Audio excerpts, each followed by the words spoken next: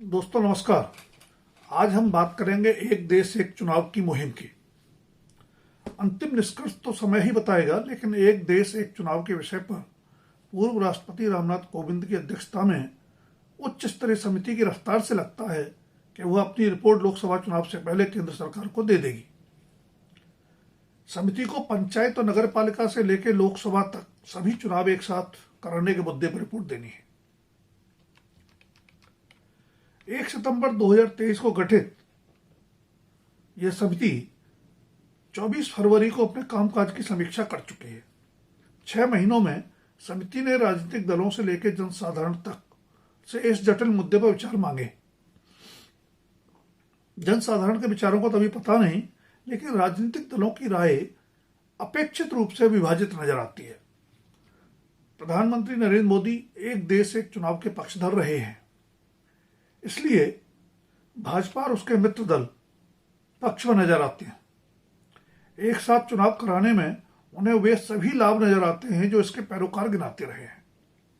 मसलन चुनाव खर्च में भारी कमी आएगी, आचार संहिता के चलते सरकार की निर्णय प्रक्रिया प्रशासनिक कामकाज प्रभावित होने से जो नुकसान होता है उससे बचा जा सकेगा।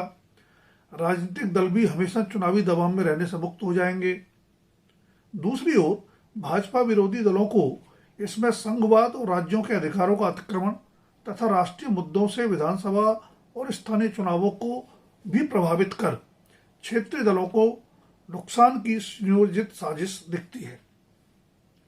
इसीलिए उन्होंने इस विचार का न सिर्फ विरोध किया है, बल्कि अधिनायकवादी सोच करार देते हुए आलोचना भी की है।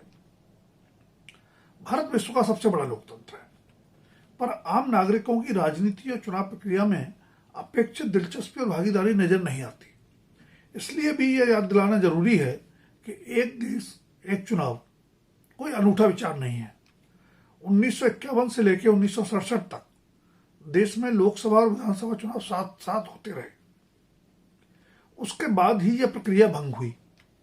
तत्कालीन प्रधानमंत्री श्रीमती इंदिरा गांधी द्वारा लोकसभा चुनाव निर्धारित समय से 1 साल पहले कराने के फैसले ने भी इसमें बड़ी भूमिका निभाई।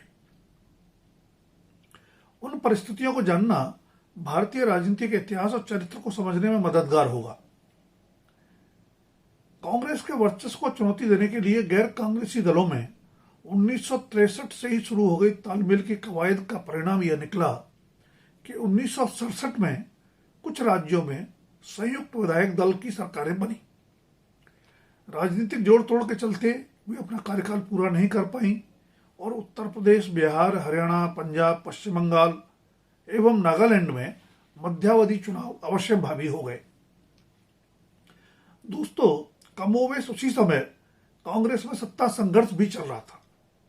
पंडित जवाहरलाल नेहरू और लाल बहादुर शास्त्री के निधन के बाद प्रधानमंत्री बनी इंदिरा गांधी दोहरी चुनौतियों से रूबरू थी। एक ओर कांग्रेस का जनाधार सिकुड़ने लगा था, तो दूसरी ओर कांग्रेस के पुराने स्थापित छत्र बुजुर्ग कांग्रेसी उन्हें खुलकर काम नहीं करने दे रहे थे। अंततः इंदिरा गांधी ने 1969 में कांग्रेस का विभाजन करा दिया। कांग्रेस जनों का बड़ा हिस्सा उनके साथ आ गया। संसद में सीपीआई, द्रमुक एवं कुछ अन्य दलों के समर्थन से वह सत्ता में भी बनी रही। तभी उन्होंने वामपंथी झुकाव लेते हुए बैंकों के राष्ट्रीयकरण तथा पूर्व राजघरानों के प्रीवी पर्स बंद करने के लोक लुभावन फैसले लिए। जब पूर्व राजघरानों के प्रीवी पर्स बंद करने का फैसला सुप्रीम कोर्ट ने रद्द कर दिया, तो इंदिरा गांधी ने लोकसभा भंग कर अपनी लोक लुभावन नीतियों पर जनमत संग्रह के लिए समय पूर्व चुनाव का दांव चला। कांग्रेस विभाजन के बाद भी ज्यादातर प्रदेश संगठन इकाइयों पर इंदिरा विरोधी पुराने कांग्रेसों का ही कब्जा था। सो इंदिरा ने पूरा चुनाव राष्ट्रीय मुद्दों और अपनी करिश्माई छवि पर केंद्रित रखा। उनका दांव सफल भी रहा। विपक्षी गठबंधन को मात देकर 43% मतों के साथ इंदिरा कांग्रेस 350 सीटें जीतने में सफल रही। पर देश में लोकसभा और विधानसभा चुनाव साथ कराने की प्रक्रिया पर विराम लग गया। फिर आपातकाल के बाद हुए चुनाव में कांग्रेस को बेदखल कर केंद्रीय सत्ता में आई जनता पार्टी की सरकारों के पतन के बाद तो लोकसभा के भी मध्यावधि चुनाव अवश्य भावी हो गए।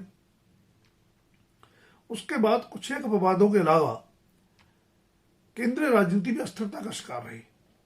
1996 और 1998 में निर्वाचित लोकसभा अपना कार्यकाल पूरा नहीं कर पाई, तो 2004 में खुद प्रधानमंत्री अटल बिहारी वाजपेयी ने शाइनिंग इंडिया का नारा देते हुए समय पूर्व चुनाव का दांव चला, जो उल्टा पड़ गया।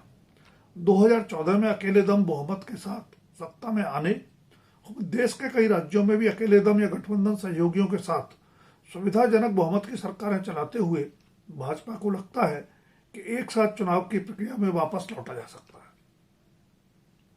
दोस्तों, बेशक दुनिया में कुछ लोकतांत्रिक देशों में राष्ट्रीय प्रांतीय सत्ता के लिए एक साथ चुनाव होते हैं, पर कुछ में नहीं भी होते हैं। यह पूरी तरह देश विशेष की राजनीतिक, सामाजिक, आर्थिक परिस्थितियों पर निर्भर करता है कि उसके लिए क्या सही है। दो राय नहीं कि एक साथ चुनाव से खर्च काफी घट जाएगा। आचार संहिता के चलते प्रशासन पर पड़ने वाले प्रभाव से भी बचा जा सकेगा, लेकिन उसके खतरे भी हैं। विधानसभा चुनाव अक्सर राज्य के और स्थानीय मुद्दों पर लड़े जाते हैं। एक साथ चुनाव कराने पर क्या राष्ट्रीय मुद्दे हावी और स्थानीय मुद्दे गौर नहीं हो जाएंगे? क्या जन आकांक्षाओं की लोकतांत्रिक अभिव्यक्ति बाधित नहीं होगी? एक साथ चुनाव के लिए बड़ी संख्या में ईवीएम मशीनों और सुरक्षा बलों समेत संसाधनों की दरकार भी होगी। पर सबसे बड़ा सवाल है कि वास्तविक जीवंत लोकतंत्र ज्यादा जरूरी है या कम खर्च में चुनाव? सवाल यह भी अहम है कि कार्यकाल के बीच ही सरकार के बहुमत खो देने पर जोड़ तोड़ से वैकल्पिक सरकार बनेगी या फिर राष्ट्रपति शासन के जरिए लोकतंत्र को स्थगित रखा जाएगा। इन सवालों का जवाब देश के मतदाताओं को हर तरह की विभाजक रेखाओं से ऊपर उठकर देना चाहिए और इन तमाम पहलुओं पर नीति